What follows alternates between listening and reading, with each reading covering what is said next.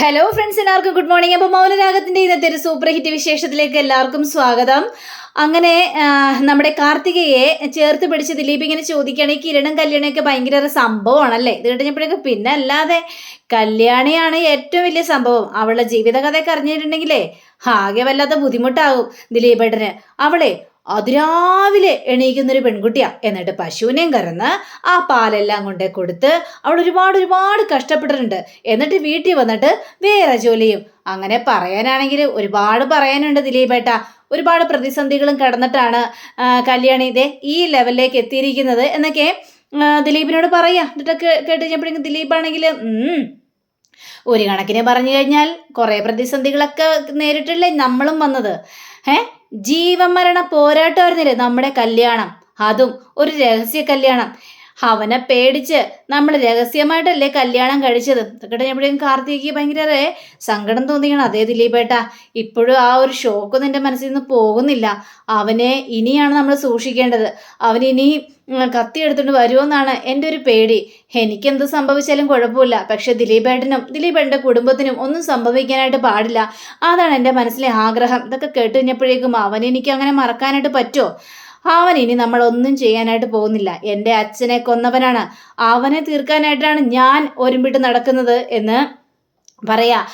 ഇനി അതെല്ലാം വിട്ടേര് കാർത്തികേ, വരുന്നിടത്ത് വെച്ച് തന്നെ കാണാന്നേ. നമുക്ക് ഏതായാലും സന്തോഷത്തോടെ ജീവിക്കാം, അത്രേ മാത്രമേ ഉള്ളൂ. പിന്നെ എൻ്റെ അമ്മയ്ക്കുവാണെങ്കിൽ അങ്ങനെ പേടിയൊന്നുമില്ല അവനെ. പിന്നെ നമ്മൾക്ക് എന്തെങ്കിലും വരുമെന്നുള്ളൊരു കാര്യം മാത്രമേ നമുക്ക് പേടിയുള്ളൂ. ദിലീപേട്ടാ, നിർത്തിക്കോ, ഇനി സംസാരം വേണ്ട. ചായ ഇവിടെ ഇരുന്ന് തണുത്തു പോകുന്നു എന്ന് പറഞ്ഞുകൊണ്ട് ചായ എടുത്ത് കൊടുക്കുകയാണ്. അങ്ങനെ ദിലീപ് ആണെങ്കിൽ ഭയങ്കര സന്തോഷത്തിലാണ്. അങ്ങനെ പിന്നീട് കാണിക്കുന്നത് നമ്മുടെ അമലു ഇങ്ങനെ തയ്യാറെടുപ്പെടുത്തിട്ടിരിക്കുക. കാരണം വീട്ടിലേക്ക് തിരിച്ചു പോകണമല്ലോ.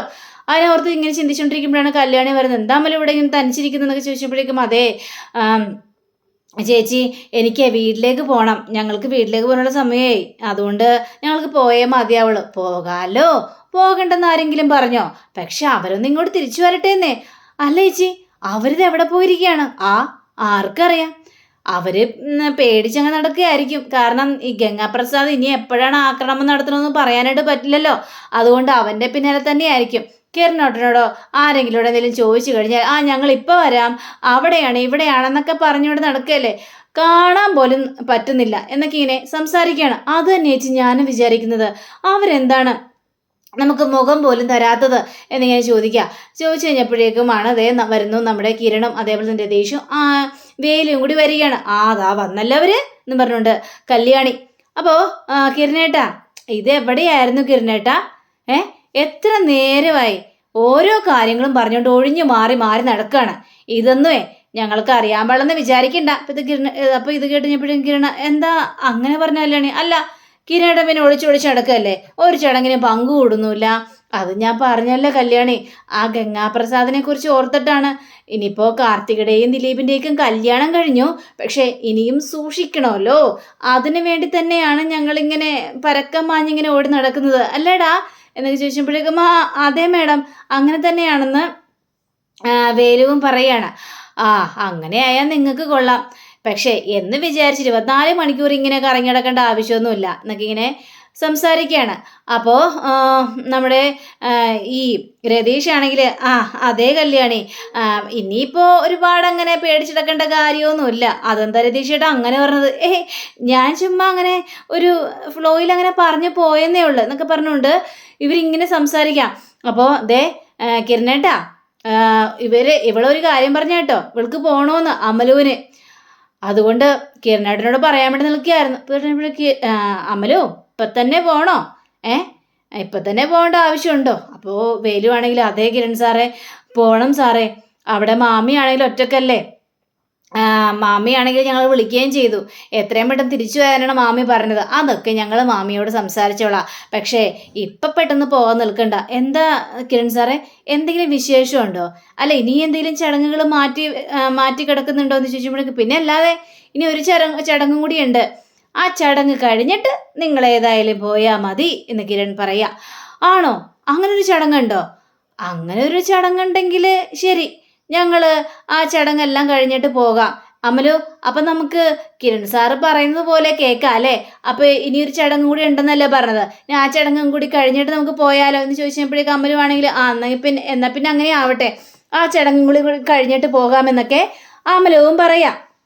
അങ്ങനെ നമ്മുടെ കിരണാണെങ്കിൽ അതെ, എനിക്ക് കല്യാണി അച്ഛൻ്റെയും അമ്മയുടെ അടുത്തേക്ക് ഒന്ന് പോകണം, അവരൊന്ന് കാണണം എന്നൊക്കെ പറഞ്ഞപ്പോഴേക്കും കല്യാണി ആണെങ്കിൽ അയ്യോ കിരണേട്ടാ, എന്നാൽ ഞാനും വരട്ടെ കിരണേട്ടാ, അച്ഛനെ കണ്ടിട്ട് കുറച്ച് നാളായല്ലോ, അതുകൊണ്ട് അച്ഛനെ കാണാനായിട്ട് കൊതിയാവുന്നു, ഞാനും വരട്ടെ എന്ന് ചോദിച്ചപ്പോഴേക്കും വേണ്ട കല്യാണി, നീ ഇപ്പം ഏതായാലും വരട്ടെ, ഞാൻ പോയിട്ട് വരാം എന്നും പറഞ്ഞുകൊണ്ട് കിരൺ നേരെ ഡ്രസ്സ് ചേഞ്ച് ചെയ്യാൻ വേണ്ടി പോവുകയാണ്. അപ്പോൾ നമ്മുടെ കല്യാണി ആണെങ്കിൽ അമലിനോട് പറയണം, അമൽ ഇപ്പോൾ പറഞ്ഞ മനസ്സിലായല്ലോ, കിരൺ സാറ് പറയുന്നത് പോലെ കേക്ക്, അതിനുശേഷം നമുക്ക് പോകണോ വേണ്ടെന്നൊക്കെ ആലോചിക്കാം. ഏതായാലും നിനക്ക് ഇനിയിപ്പോൾ ഒരു ബുദ്ധിമുട്ടും ഞങ്ങളായിട്ട് വരുത്തി വെക്കില്ല, എന്താ മനസ്സിലായില്ലേ എന്നും പറഞ്ഞുകൊണ്ടൊക്കെ ഈ അമലുവിനെ കാര്യങ്ങളെല്ലാം പറഞ്ഞ് മനസ്സിലാക്കിയാണ്. അങ്ങനെ പിന്നീട് കാണിക്കുന്നത് നമ്മുടെ ഷാരിയെയും അതേപോലെ തന്നെ രൂപയാണ്. അപ്പോൾ ഷാരി ഇങ്ങനെ പറയാണ്, അതേ പിന്നെ ചേച്ചി എന്തൊക്കെയാണ് ഇവിടെ നടക്കുന്നത്, ആ കല്യാണം കഴിഞ്ഞു, ഏതായാലും കാർത്തികയുടെയും ദിലീപിൻ്റെയൊക്കെ കല്യാണം കഴിഞ്ഞു, പക്ഷെ ഇനിയല്ലേ സൂക്ഷിക്കേണ്ടത്, അവൻ ഈ സത്യങ്ങൾ മുഴുവൻ അറിഞ്ഞു കഴിയാൻ നേരത്ത് അവരെ കൊല്ലാൻ വരൂലെന്ന് ഉറപ്പ് പറയാനായിട്ട് പറ്റുമോ? ഉറപ്പായിട്ടും അവൻ വരും, വന്നിട്ട് അവരെ തീർക്കാനാണ് സാധ്യത. ഇനിയും പ്രശ്നത്തിൻ്റെ മേലിൽ പ്രശ്നമല്ലേ വരാനായിട്ട് സംഭവിക്കുന്നത്. ഈ ഗംഗാപ്രസാദിനെ ഒളിച്ചാണ് ഇവരുടെ കല്യാണം നടത്തിയിരിക്കുന്നത്. അപ്പോൾ നമുക്ക് പേടിക്കേണ്ട കാര്യമുണ്ടല്ലോ ചേച്ചി എന്നിങ്ങനെ പറയാണ്, രൂപയെന്നിങ്ങനെ പറയാണ്. അപ്പോൾ ഇത് കഴിഞ്ഞപ്പോഴേക്കും എനിക്കറിയാം ശരി, ഏതായാലും നമ്മളിപ്പോൾ കല്യാണം എല്ലാം നടത്തി, ഇനിയിപ്പോൾ മുൻകൈ എടുത്ത് ഇറങ്ങിയല്ലേ മതിയാവുള്ളൂ. കിരണ് അവരുടെ പിന്നാലെ തന്നെയാണ്, ഇനി അവൻ വരുമോ ഇല്ലേന്നും പറഞ്ഞുകൊണ്ട് ഭയങ്കര വെപ്രാളത്തിലാണ്. കിരൺ മോൻ്റെ കാര്യം പറഞ്ഞാൽ ഭയങ്കര കഷ്ടമാണ് കേട്ടോ, എല്ലാവർക്കും വേണ്ടി ഒരുപാട് കഷ്ടപ്പെടുന്നുണ്ട്, അവനാണെങ്കിൽ മനസ്സമാധാനം എന്ന് പറഞ്ഞ സാധനമില്ല. അതേപോലെ തന്നെയാണ് കല്യാണിയും ഇവരുടെ പിന്നാലെ തന്നെയാണുള്ളത് എന്നൊക്കെ ഇങ്ങനെ പറയുമ്പോഴാണ് അതാ കിരൺ വരുന്നത്. അപ്പോൾ കിരണിനെ കണ്ടുകഴിഞ്ഞപ്പോഴേ കിരൺ മോൻ വന്നല്ലോ എന്ന് ഷാരി ഇങ്ങനെ പറയാണ്. മോനെ എന്തായി മോനെ കാര്യങ്ങളൊക്കെ? ചടങ്ങുകളെല്ലാം കഴിഞ്ഞല്ലോ മോനെ, ഇനിയല്ലേ പേടിക്കേണ്ടത്, ഇപ്പം ചടങ്ങുകളെല്ലാം കഴിഞ്ഞ സ്ഥിതിക്ക് ഇനി ഗംഗാപ്രസാദ് അടങ്ങിയിരിക്കുമോ മോനെ?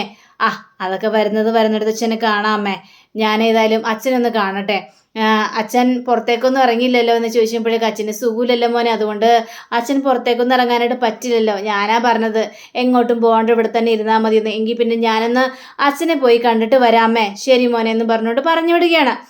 അങ്ങനെ ഈ കിരൺ ആണെങ്കിൽ നേരെ CS-ൻ്റെ അടുത്തേക്ക് ചെല്ലുകയാണ്. എടാ മോനെ കിരണേ, എന്തായടാ കാര്യങ്ങളെല്ലാം, ഇവിടെ ഇരുന്നിട്ട് ഒരു മനസ്സമാധാനമില്ല, അവരുടെ കല്യാണം കഴിഞ്ഞെങ്കിലും മനുഷ്യന് സമാധാനം കിട്ടിയിട്ടില്ല, ഇനി അവനല്ലേ ഉരുമ്പിട്ട് ഇറങ്ങാനായിട്ട് പോകുന്നത്, പോലീസിനാണെങ്കിൽ അവനെ പിടികൂടാനും സാധിച്ചിട്ടില്ല. എടാ എന്തായടാ കാര്യങ്ങളല്ല, ഇനി ഗംഗാപ്രസാദ് വരുമോ, അവനെ കൊണ്ട് ഇനി ശല്യം ഉണ്ടാവോ എന്ന് ചോദിച്ചപ്പോഴേക്കും ഇല്ലച്ചാ, ഗംഗാപ്രസാദ് ഇനി വരില്ല എന്ന് പറയാം. എന്താടാ നീ അങ്ങനെ പറഞ്ഞത്, അപ്പം ഗംഗാപ്രസാദ് നാട് വിട്ടു പോയോ, അവൻ സത്യങ്ങളൊന്നും അറിഞ്ഞില്ലേ എന്നൊക്കെ ചോദിച്ചപ്പോഴേക്കും അച്ഛാ ഗംഗാപ്രസാദ് ഇനി വരില്ല, ഞാൻ അവനെ തീർത്തു അച്ഛ എന്ന് പറയാം. അപ്പോൾ കിരണാണെങ്കിൽ ചുറ്റുപാടൊക്കെ നോക്കുന്നുണ്ട്. തീർത്തുന്നോ? അതെ അച്ഛാ, ഞാൻ അവനെ തീർത്തു, ഞാൻ അവനെ കൊന്നു കളഞ്ഞു എന്നിങ്ങനെ പറയാം. ഇത് കേട്ടപ്പോഴേക്ക് CS ആകെ ഞെട്ടി വിറച്ചൊരവസ്ഥയിലായി പോവുകയാണ്. നീ എന്താണ് മോനെ പറഞ്ഞത്, ഗംഗാപ്രസാദിനെ കൊന്നു കളഞ്ഞെന്നോ?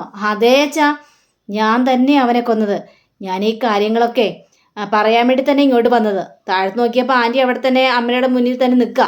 അപ്പോൾ ആൻറ്റി ഉള്ളത് കൊണ്ടാണ് ഞാൻ അമ്മയോട് കാര്യങ്ങളൊന്നും പറയാതിരുന്നത്, നേരെ അച്ഛൻ്റെ അടുത്തേക്ക് പാഞ്ഞെത്തുകയും ചെയ്തത്. പിന്നെ ഞാൻ അവനെ തീർത്തു എന്ന് പറഞ്ഞത് സത്യം തന്നെയാ. എടാ ഇതെങ്ങനെയാടാ സംഭവിച്ചതെന്നൊക്കെ ചോദിച്ചപ്പോഴേക്കും ആ കല്യാണം കെട്ടുന്ന ആ സമയമില്ലേ, ആ സമയത്ത് അവനോട് എത്തിയായിരുന്നു, അവനെ നേരെ ഒഴിച്ച് കാർത്തികയുടെയും ദിലീപിൻ്റെയും നേരെയും തോക്കും ചൂണ്ടി നിൽക്കുകയായിരുന്നു. അപ്പോഴാണ് ഞാൻ അവനെ കണ്ടത്. അവനെ കണ്ട പാടെ അവൻ നല്ല ചവിട്ടി മെതിച്ച് ഞാൻ പക്കിനിട്ടൊക്കെയാണ് ഞാൻ ചവിട്ടിയത്. പക്ഷേ അവൻ എൻ്റെ കയ്യിൽ നിന്ന് പെട്ടെന്നാണ് എസ്കേപ്പ് ആയത്. അങ്ങനെ എസ്കേപ്പ് ആയപ്പോൾ ഞാൻ വിചാരിച്ചു അവൻ ഇനി കിട്ടില്ല എന്ന്. പക്ഷേ കുറച്ച് ദൂരം അങ്ങോട്ട് ചെന്ന് നോക്കി കഴിഞ്ഞപ്പോഴേക്കും അവൻ മരിച്ചു കിടക്കുന്ന രംഗമാണ് അച്ഛൻ ഞാൻ കണ്ടത്. അവനിട്ട് നല്ല ചവിട്ടി ഞാൻ ചവിട്ടിയിട്ടുണ്ടായിരുന്നു. പക്ഷേ തലയുടെ പിന്നിലായിട്ട് അവൻ്റെ തലയിൽ മുറിവും കണ്ടായിരുന്നു വെച്ചാൽ അത് കല്ലിലിടിച്ച് തല മുറിഞ്ഞതാകോ എന്നാണ് എൻ്റെ ഒരു സംശയം. പക്ഷേ അതിലും എന്തൊക്കെയോ നിരൂഹതയുണ്ട് അച്ഛാ, എനിക്ക് വല്ലാത്തൊരു സംശയമൊക്കെ തോന്നുന്നുണ്ട്. ഇത് കേട്ടുകഴിഞ്ഞപ്പോഴേക്ക് CS ആണെങ്കിൽ എടാ, ഈ ഗംഗാപ്രസാദ് മരിച്ചെന്ന് കേൾക്കുമ്പോൾ ഒരു സുഖമൊക്കെ ഉണ്ട്. പോലീസ് ഇതിന് പിന്നിൽ വരുമോ എന്നാണ് എൻ്റെ ഇപ്പോൾ ഒരു സംശയം. അതല്ല, അതൊക്കെ ഇരിക്കട്ടെടാ. അല്ല, എന്നിട്ട് ഗംഗാപ്രസാദിന് നിങ്ങൾ എന്ത് ചെയ്തു എന്ന് ചോദിച്ചപ്പോഴേക്കും, അത് പിന്നെ അച്ഛാ, എൻ്റെ വീടിൻ്റെ വളപ്പിൽ തന്നെ അവനെ കുഴിച്ചിട്ടു. എന്നിട്ട് അതിൻ്റെ പുറത്ത് ഒരു തെങ്ങും തൈ നടുകയും ചെയ്തു അച്ഛാ. ഇനി പോലീസുകാരൊന്നും അവൻ്റെ പിന്നാലെ നടക്കാനൊന്നും പോകുന്നില്ല. അവൻ പിടികിട്ടാ പുള്ളിയല്ലേ. ഇതേപോലെ ഒരാൾ മരിച്ചെന്ന് വിചാരിച്ച് പോലീസുകാർ അതിൻ്റെ പിന്നിൽ നടന്ന് സമയം കളയത്തുമില്ല. അവൻ പിടികിട്ട പുള്ളിയായിട്ട് അങ്ങോട്ട് പ്രഖ്യാപിച്ചോളും. ആ സോമനെ പോലെ എന്നൊക്കെ ഇങ്ങനെ പറയാണ്, സുകുമാരനെ പോലെ എന്നൊക്കെ ഇങ്ങനെ പറയാണ്. അപ്പം അങ്ങനെ പറഞ്ഞു കഴിഞ്ഞപ്പോഴേക്കും, അത് നീ പറഞ്ഞ സത്യം തന്നെയാ. ഇനിയപ്പോൾ മറ്റുള്ളവർക്ക് സമാധാനത്തോടെ കഴിയാല്ലേ? അതെ അച്ഛാ, സമാധാനത്തോടെ കഴിയാം. ഇനിയിപ്പോൾ അത് തന്നെയാണ് എൻ്റെയും മനസ്സിലെ ആഗ്രഹം. ആർക്കും ഒരു ശല്യം ഉണ്ടാകാൻ പാടില്ല. പിന്നെ ഈ സത്യം കല്യാണി പോലും അറിഞ്ഞിട്ടില്ല. എനിക്ക് അവളോടൊന്നും പറയാനായിട്ട് പറ്റില്ല. അതുകൊണ്ടാ അച്ഛനോട് വന്ന് എൻ്റെ മനസ്സിലെ ഭാരം മുഴുവൻ ഇറക്കി വെച്ചത്. ഞാനും വേലുവും രതീഷും കൂടി ചേർന്നിട്ടാണ് ഈ സംഭവങ്ങളെല്ലാം ചെയ്തത്. വേലുവിന് ഈ സത്യങ്ങൾ അറിഞ്ഞപ്പോഴേക്കേ വേലുവിനും ഒരുപാട് സന്തോഷമായി അച്ഛാ. അവനും കൂടി ചേർന്നിട്ടാണല്ലോ കുഴിച്ചിട്ടത് എന്നൊക്കെ പറയാണ്. ഏതായാലും വേലുവിൻ്റെ ജീവിതത്തിലും ഒരുപാട് നഷ്ടങ്ങളല്ലേ സംഭവിച്ചത് മോനെ. അതേപോലെ തന്നെ കല്യാണിയുടെ അമ്മയും. കല്യാണിക്കാണെങ്കിൽ അതൊന്നും മറക്കാൻ പറ്റാത്തൊരു കാര്യമാണ്. പക്ഷേ ഗംഗാപ്രസാദ് അവസാനിച്ചെന്നറിയുമ്പോൾ ഏറ്റവും കൂടുതൽ സന്തോഷിക്കുന്നത് കല്യാണി തന്നെയായിരിക്കും മോനെ എന്ന് പറയാണ്. അതേച്ചാ, അതിനു വേണ്ടി തന്നെയാണല്ലോ ഞാനും മുൻകൈയെടുത്ത് ഇറങ്ങിയത് എന്നൊക്കെ അവിടെ സംസാരിക്കുകയാണ്. അങ്ങനെ പിന്നീട് കാണിക്കുന്നത് നമ്മുടെ കല്യാണിയാണ്. അപ്പം കല്യാണിയാണെങ്കിൽ കുറേ നെക്ലസും സ്വർണ്ണമൊക്കെ എടുത്ത് ഇങ്ങനെ ഒരു പെട്ടി ഇങ്ങനെ തുറക്കുക. അപ്പോഴാണ് അമലുവിനെയും പിടിച്ചുകൊണ്ട് നമ്മുടെ അമ്മുമ്മയും അതേപോലെ തന്നെ കാദംബരിയും കൂടി വരുന്നത്. അപ്പോൾ അമലുവിനൊന്നും മനസ്സിലാവുന്നില്ല, എന്താ സംഭവം ഒന്നും മനസ്സിലാവുന്നില്ല. ഇങ്ങോട്ട് വന്നേ അമലു, ഇവിടെ ഇരിക്കുന്നീ. എന്താ ചേച്ചി?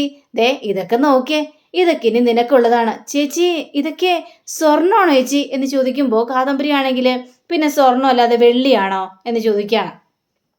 അപ്പം മുത്തശ്ശിയാണെങ്കിൽ ഇതൊക്കെ ഭയങ്കര വില പിടിപ്പുള്ള സ്വർണ്ണങ്ങളാ. സ്വർണത്തിന്റെ വില എന്താണെന്ന് അമലുവിന് വല്ല അറിയോ? സ്വർണത്തിന്റെ വില കൂടിയിരിക്കുക.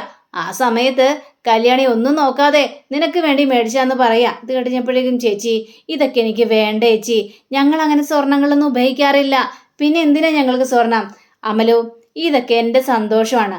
നീ സ്വർണം ഉപയോഗിക്കാറില്ലെങ്കിലും ഞാൻ മേടിച്ച നീ സ്വർണം ഉപയോഗിച്ചേ മതിയാവുള്ളൂ എന്നൊക്കെ പറയാം. അപ്പം നമ്മുടെ മുത്തശ്ശിയാണെങ്കിൽ, കല്യാണി മോൾ അങ്ങനെയാണ്.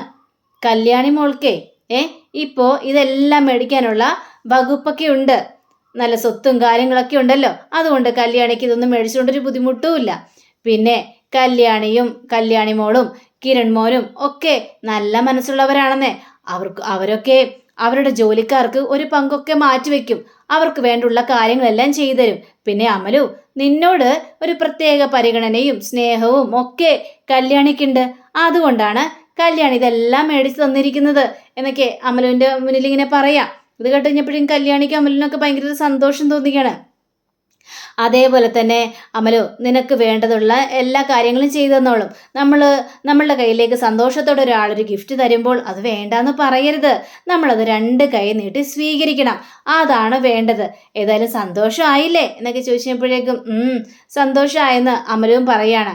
അപ്പോൾ നമ്മുടെ കാദംബരി ആണെങ്കിൽ, ചില പെണ്ണുങ്ങളൊക്കെ ഉണ്ട് ഈ സ്വർണങ്ങളെല്ലാം മേടിച്ചിട്ട് എന്നെ പോലുള്ള ആൾക്കാർ നന്ദികേട് കാണിക്കുന്നവർ. പക്ഷേ അമലു അങ്ങനെയല്ലെന്ന് കല്യാണിക്ക് നന്നായിട്ട് അറിയാം. അതുകൊണ്ടാണ് അമലിന് വേണ്ടി ഈ കാര്യങ്ങളെല്ലാം ചെയ്ത് കൂട്ടിയത് എന്നിങ്ങനെ പറഞ്ഞുകൊണ്ട്, ശരി എങ്കിൽ പിന്നെ ഞങ്ങൾ ഇറങ്ങട്ടെ എന്ന് പറഞ്ഞിട്ട് ഇവർ രണ്ടുപേരും ഇറങ്ങി പോവാണ്. അമലു ആണെങ്കിൽ വീണ്ടും കല്യാണിനോട് പറയാണ്, ചേച്ചി എന്നാലും ഇതിൻ്റെയൊക്കെ ആവശ്യം ഉണ്ടായിരുന്നു ചേച്ചി, ആവശ്യമുണ്ട് അമലു. നീ വീട്ടിലേക്ക് മടങ്ങി പോകുമ്പോൾ നിന്റെ മനസ്സ് നിറഞ്ഞു വേണം വീട്ടിലേക്ക് പോകാനായിട്ട്. അവിടുന്ന് കരഞ്ഞ് നിലവിളിച്ച് പടിയിറങ്ങിയതല്ലേ അമലു നീ? നിന്റെ അമ്മയും അത് കണ്ടതാ. പക്ഷേ ഇനി ആ അമ്മയുടെ മകള് തിരിച്ച് കാട്ടിലേക്ക് ചെല്ലാൻ നേരത്ത് ഭയങ്കര സന്തോഷത്തോടു കൂടി തന്നെ വേണം ചെല്ലാനായിട്ട്. അത് അമ്മ കണ്ണിറയെ കാണണം അമലു, അതാണ് എൻ്റെ ആഗ്രഹം എന്നൊക്കെ കല്യാണി അമലിനെ പറഞ്ഞ് മനസ്സിലാക്കിയാണ്. പിന്നീട് നമ്മുടെ വേലുവിനെ കാണിക്കാം. അപ്പം വേലുവാണ് ഡ്രസ്സെല്ലാം പാക്ക് ചെയ്ത് വെക്കുക. ആ സമയത്താണ് കിരൺ കുറേ ഡ്രസ്സായിട്ട് വരുന്നത്. വേലുവേ എന്ന് പറഞ്ഞുകൊണ്ട്, എന്താ സാറേ, ഇതെന്താ സാറിൻ്റെ കയ്യിൽ? അതോ, ഇത് നിനക്ക് വേണ്ടി ഞാൻ കുറച്ച് ഡ്രസ്സ് മേടിച്ച. ഡ്രസ്സോ? എനിക്ക് എന്തിനാണ് സാറേ ഡ്രസ്സ്? ഞാൻ ഇവിടെ നിന്ന് കാട്ടിലേക്ക് പോയി കഴിഞ്ഞാൽ ഞങ്ങൾക്ക് അവിടെയുള്ളൊരു ഡ്രസ്സുകളുണ്ടല്ലോ. ഇതൊന്നും ഇട്ട് വലിയ ശീലമൊന്നും ഇല്ലെന്നേ. പിന്നെ ഈ ഡ്രസ്സൊക്കെ ഇട്ടത് സാറ് പറഞ്ഞതുകൊണ്ട് മാത്രമാണ്. അതുകൊണ്ട് ഈ ഡ്രസ്സൊന്നും വേണ്ട സാറേ. അതൊന്നും പറഞ്ഞാൽ പറ്റില്ല. നീ ഇത് ഇട്ട് നോക്കൂ വേലു. ഞാൻ എടുക്കുന്ന ഡ്രസ്സിലേ തെറ്റ് സംഭവിക്കാറില്ല. അതുകൊണ്ട് നീ ഇതൊന്ന് ഇട്ട് നോക്ക്. സാറേ, അതൊക്കെ വേണം സാറേ. വേണം, അതൊക്കെ വേണം വേലു. നീ കാട്ടിലേക്ക് പോകാൻ നേരത്ത് നല്ല ടിപ്പ് ടോപ്പായിട്ട് വേണം നീ പോകാൻ. അതൊക്കെ എൻ്റെ ഒരു സന്തോഷമാണ് വേലു. പിന്നെ കല്യാണിയും കുറേ സമ്മാനങ്ങളെല്ലാം അമലുവിനും കൊടുത്തിട്ടുണ്ട്. ഞങ്ങളൊക്കെ ഇങ്ങനെ മറ്റുള്ളവരെ സഹായിക്കുന്നവർ തന്നെയാണെന്നൊക്കെ നമ്മുടെ കിരൺ പറയണം. അപ്പം ഇതൊക്കെ കേട്ട് വേലുവിന് ഭയങ്കര സങ്കടം തോന്നുകയാണ്. കാരണം ഇത്രയും സ്നേഹമാണല്ലോ ഇവർ ഞങ്ങളോട് കാണിക്കുന്നതെന്നൊക്കെ ആലോചിച്ച് കഴിഞ്ഞപ്പോഴേക്കും. അപ്പം അങ്ങനെയും കാണിച്ചുകൊണ്ടാണ് നമ്മുടെ ഇന്നത്തെ റിവ്യൂടെ അവസാനിച്ചിരിക്കുന്നത്. അടുത്ത റിവ്യൂവിനെ കാത്തിരിക്കുക, സബ്സ്ക്രൈബ് ചെയ്യുക. എല്ലാവർക്കും നല്ലൊരു ദിനം ആശംസിച്ചുകൊണ്ട് തന്നെ നമസ്കാരം. Thank you. See again. By.